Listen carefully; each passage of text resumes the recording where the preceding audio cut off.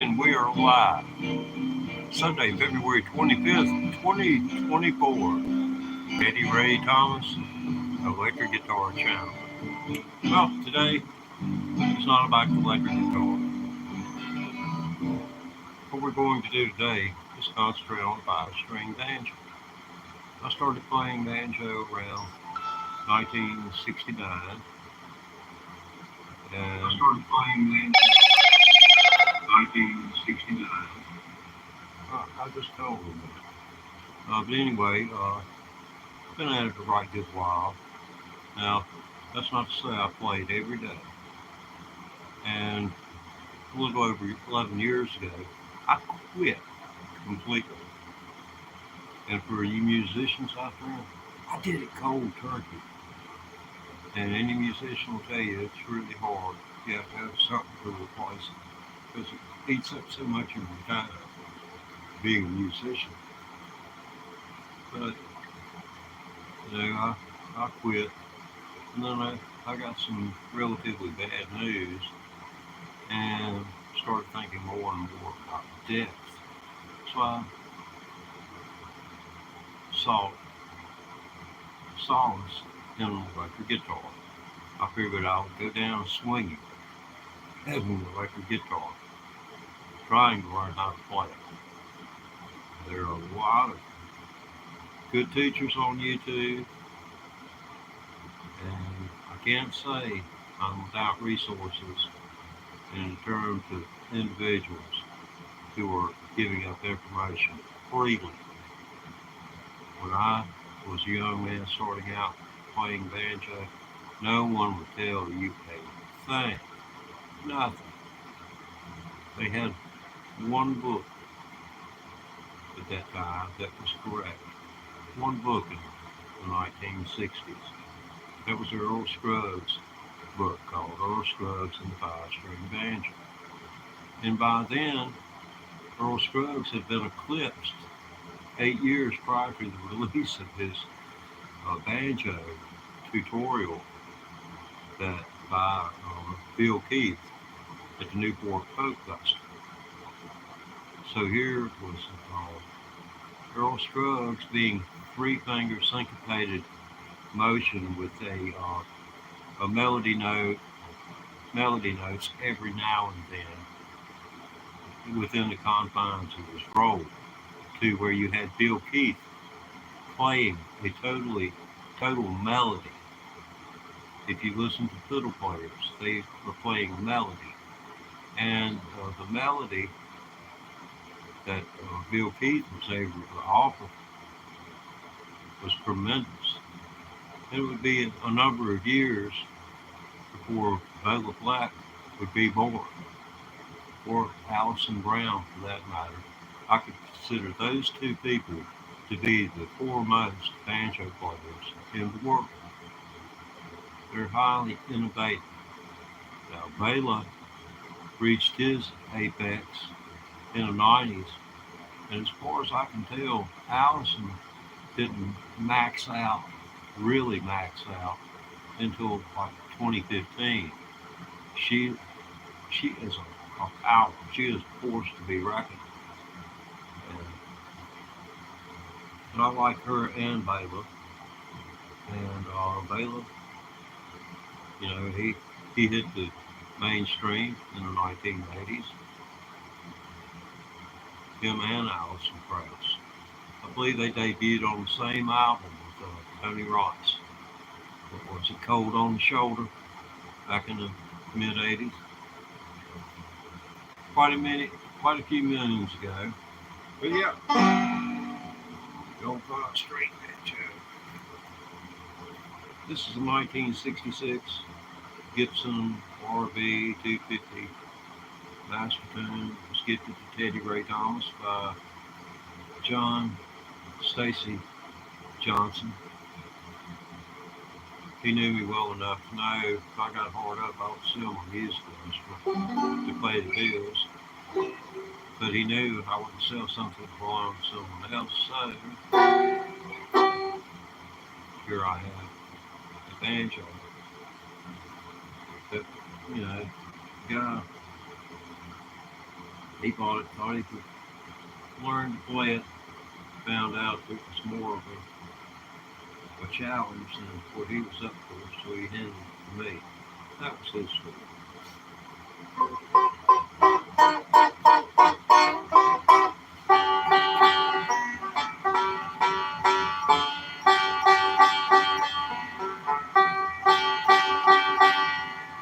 Well,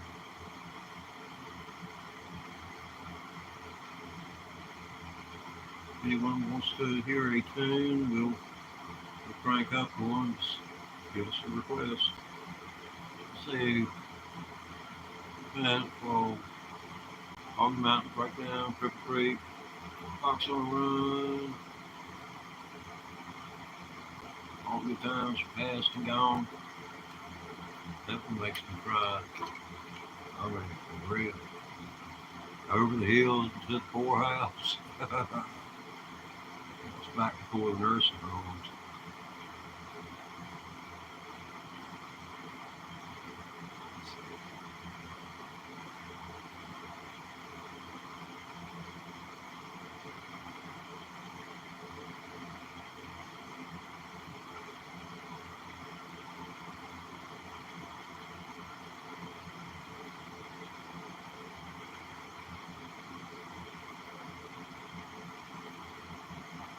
Yeah, I'm on.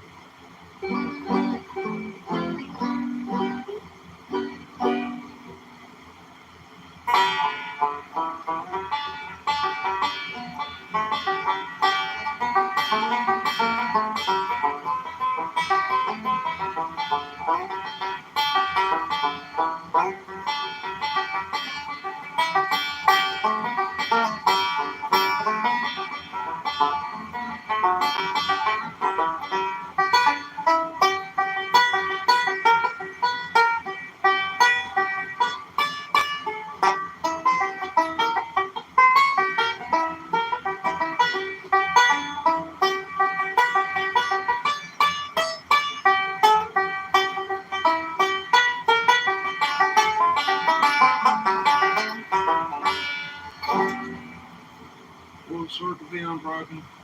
Uh, it may well be.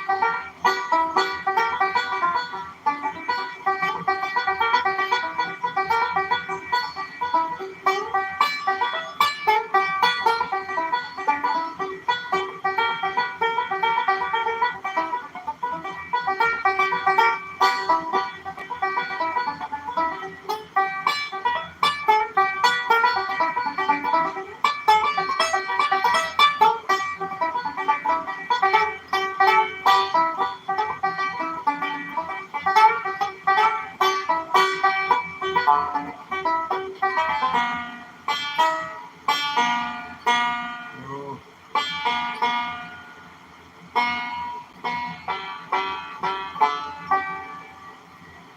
the neck needs to be refitted, and that is uh, it's, it's truly a job. What they do, they'll add a chunk of wood at the bottom of the neck where it meets the body of the banjo, their head, and then they'll sand that down. They'll sand it down to where I mean, it's just a paper thin amount. I mean, several sheets of paper thick that I need added to this. Now, if you listen closely, you'll hear this banjo, the neck, the lateral side-to-side motion of the neck, it goes out of tune. It'll pull, these strings will go low, these strings go high. If I pull up on the neck, these strings go high, and these strings go low. You hear that kind of tremolo effect? That's not right. So they'll add that extra wood to it, sand it down. Then they'll put tape sandpaper to the pot, and then they'll take the neck and they'll put it on the sandpaper, and they'll take and turn it back and forth until those two surfaces meet up. And they'll put, they've got stuff, chalks and such that they'll put on the wood to see where the high spots are, because if you don't get sanded off, it didn't touch the sandpaper. So, that's what they go by. And when it's right, it's right. And it's a little past right, but it's still right. And then they'll put it back on here. And which are two screws, two threaded rods to thread up into here, which have two.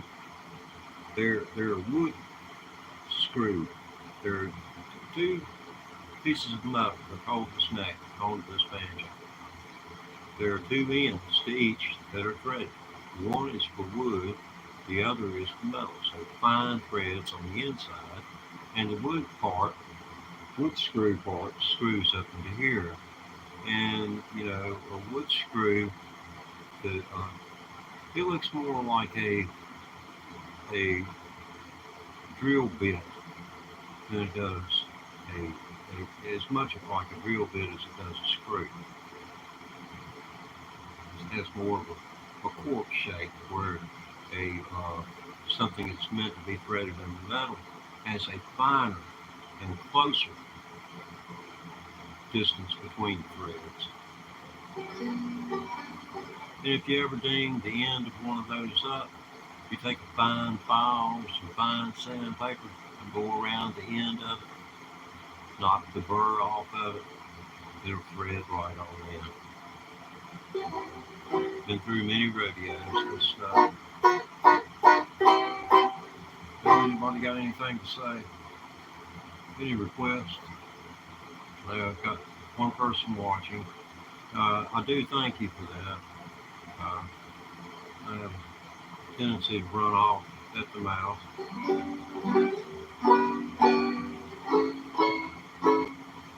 And how many old people don't? Oh, remember, if you ask an old person, how are you doing? Make sure you ask for the condensed version. We'll be there all day. You talk to old people and you say, hey, how are you doing? Rhetorically speaking, and 30 minutes later, you're still standing there, perhaps taking steps away from them because spittle's hitting you in the face. You'll learn.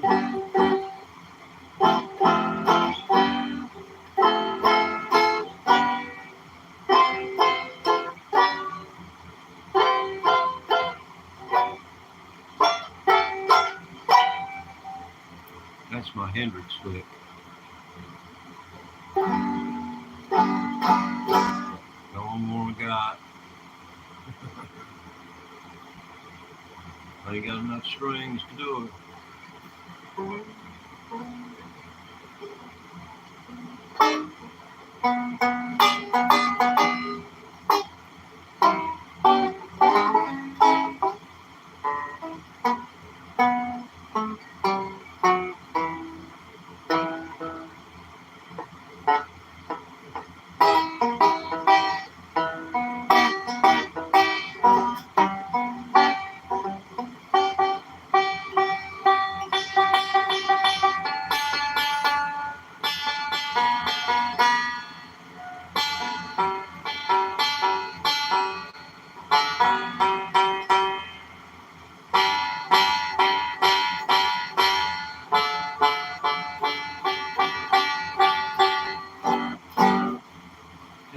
got on this on YouTube with the banjo back in I want to say it was 2011, or yeah, somewhere around 2011, November 2011, and no, it was November 2013.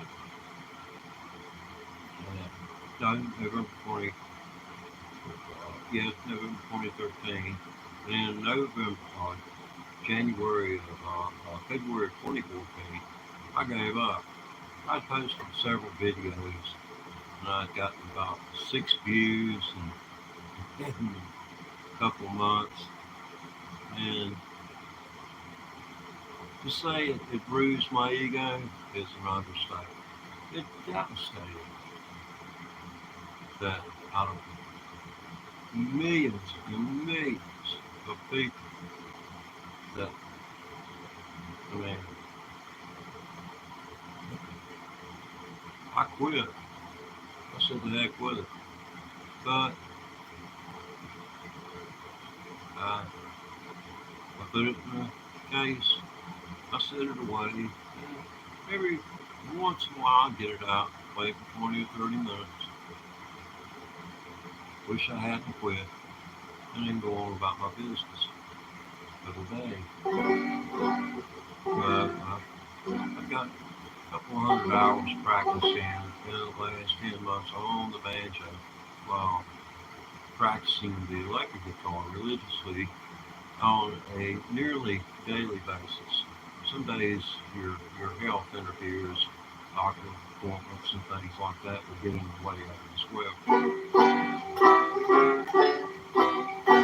Now, this banjo is I have been undertaking to get it back in top flight shape. It's a '66 model, so it's been around, and what it really needs is a brand new neck.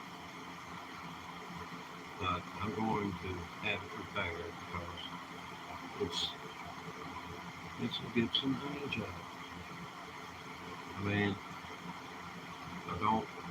I want it to stay whole. I mean, you wouldn't want to cut one of your limbs off and have another one put on unless it's hurting off the head. And this does hurt the sound of the instrument because it's. But I will go there. There's a good chance. I'm, I'm halfway lost, so I'm not going to walk down a blind path leading you into misery. Would he talked for 10 minutes and I didn't get a thing out of it. I don't want you to say that. I will tell you this. You smoking these things, I feel sorry for you. As sorry as I do for myself because I can't get that off. Now, I'll hold this button and every once in a while I'll inhale one. The only way I know I inhale is because I start to get dizzy, like it was my first cigarette. That's fascinating. The way a person has to have a hand out to go along with a nicotine patch, which is fun. I put the patch and say it's just pull the nicotine into your mouth and blow it out. Pretty much what I'm looking at doing. Well, we're back to being by ourselves again, and no one sees any reason to be giving us any idea of what they would like to hear. I'll just proceed.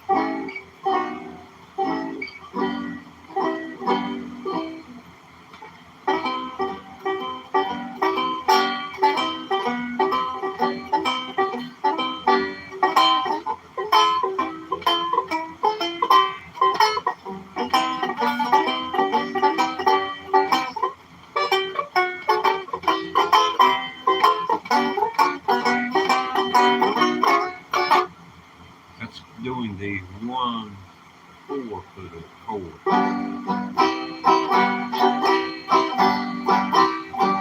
Like you're in G, that would be C. C is your fourth chord. If you're in C, F's going to be your 4/4. And if you're in G, what's your 4/4? Hello? If you're in D, your 4/4 is G. But wait, did the man just say that G, G's 4/4 is C, but if he's in D, it's G? Yes, it is confusing. I'll be the first to acknowledge that. Music is confusing, and it's up to you to go in and slowly try to understand why, what is what it is, because of what. Yes, I know, more riddles.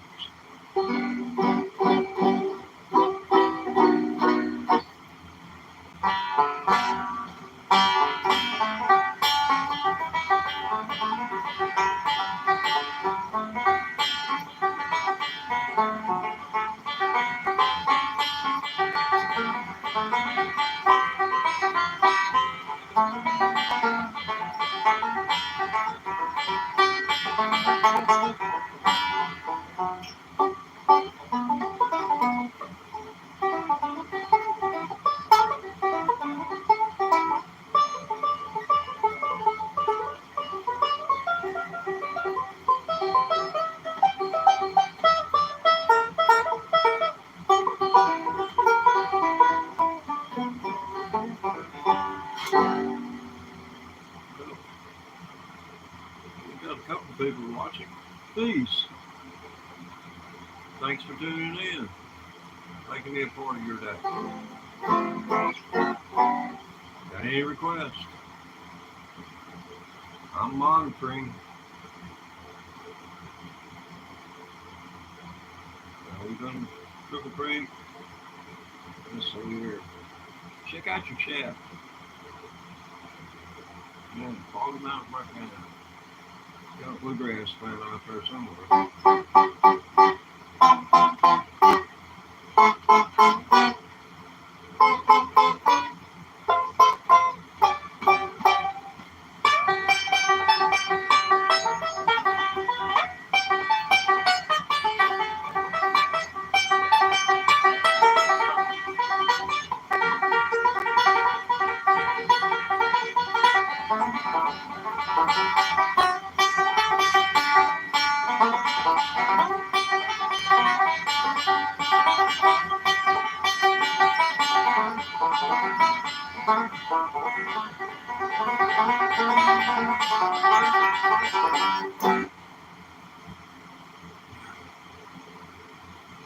I'm going on strike. I know we're not part of the auto work machine, but I need more. I need more money. I'm being back to talking to myself. Yeah, I've been at this for over 50 years, and the last 11 years, I barely played at all. I don't call a couple hundred hours practice over 11 years. That's qualifying for calling yourself an active musician. That's not good. If your musical instrument spends more time under your bed than you do laying on top of it, your musical instrument's got a problem with you, and it thinks you should get rid of it and put it in the hands of someone who will play it. This needs to go to the banjo doctor, and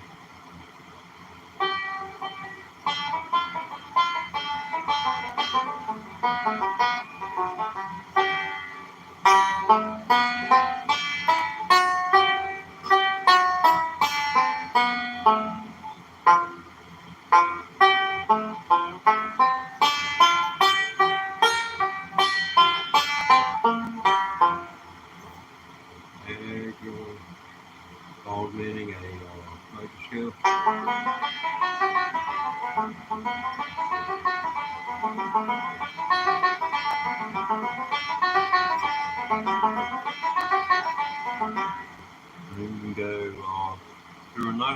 effective after that.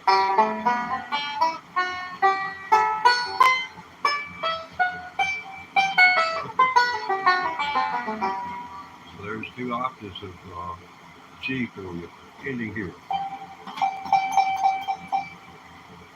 And there's no more after that. Now I think the neck on the banjo should be like those Ibanez guitars. Have about, you know, maybe 27, 28 frets. So I don't think the Ibanez has got 28 fret guitar, but they have substantially more frets than the rest of the electric lines that I have looked at. I have this Hendrix signature Stratocaster that I wish I could get rid of. I think it will make my life a lot easier.